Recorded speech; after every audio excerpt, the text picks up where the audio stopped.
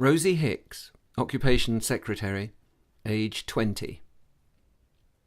The best of everything.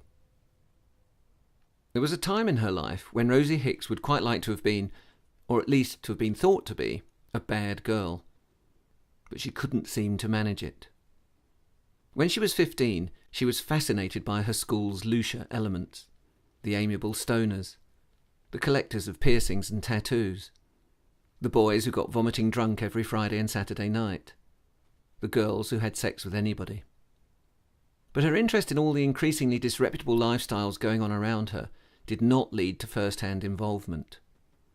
In a way, she admired these people, their willingness to put themselves at risk, the fact that they didn't care. But although keeping an amused and proprietary eye on her friend's serial misdemeanours, she continued to keep her distance.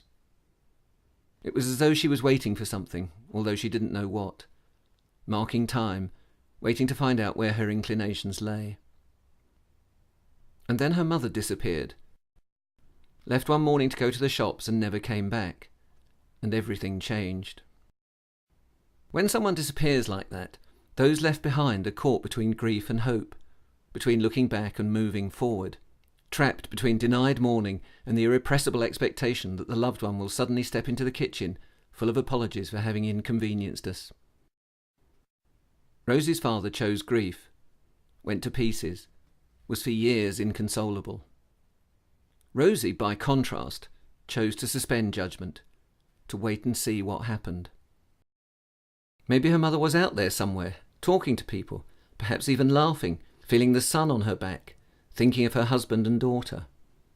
Maybe she was trying to work out a way to get back into their lives. And if she wasn't, then where was the hurry in finding that out? So for the next few years, Rosie lived in the present while her father struggled to escape the past. Her personal development was put on hold. It was no longer a question of what Rosie might be, but what she had to be, here and now. And what she had to be was a good girl, a model daughter, strong, competent, responsible and well organised. And then, after about 3 years, her father got over her missing mother, started to enjoy life again, to assert himself. Rosie knows that she could have chosen the moment he started to reclaim his life, to reclaim her own. But by then she was so deeply into the role of dutiful daughter that it was hard to escape. It had become a habit she couldn't break, and she wasn't even sure anymore whether or not she wanted to. She realised that she had started to think of herself and her father as a couple, on an equal footing, with an equal say in their life together. And she noticed that this was how other people related to them. When she first started to partner him at business functions, the people she met clearly saw her as a kid. They congratulated her on the way she was supporting her dad. But now it's as though they've forgotten that her father ever had a wife rather than just a daughter. Now everyone has tacitly accepted her power in the partnership, her right to answer on her father's behalf without having always to go to him, her power to make decisions affecting them both. For example, people have started to ask her if they would like to come to dinner, rather than asking whether her father would like to come and bring her with him. And when Rosie left school and got a job and started bringing money in, her home life felt even more like a marriage. But it was a marriage without discord.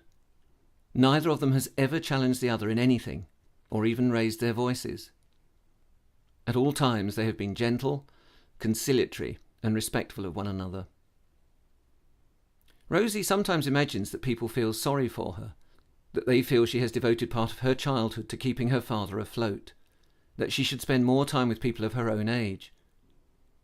Sometimes even her father says this, but she knows that he doesn't really mean it. Besides, she is very clear about the compensations.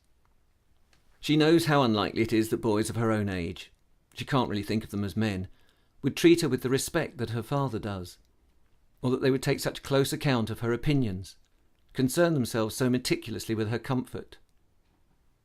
They would be much more likely to want something from her. And let's not kid ourselves.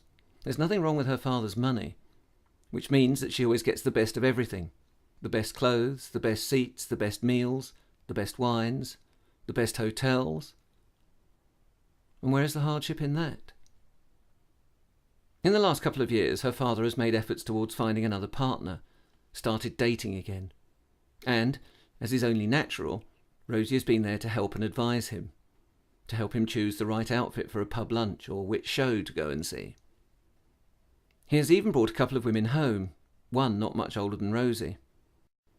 Rosie was friendly and welcoming, but she could tell as soon as she met them that it wasn't going to work, that they wouldn't do. And they didn't. She knew that she made them uncomfortable, but that really was their problem, not hers. Rosie could tell that her father recognised that neither of them was as calm, as predictable, or as reliable as his daughter. But they were just not as grown up. When he tells her this, she just smiles and says maybe the next such encounter will be more successful. But she knows that it won't. Rosie knows that in the choice between freedom and captivity, she has chosen captivity. But it is not a choice she regrets.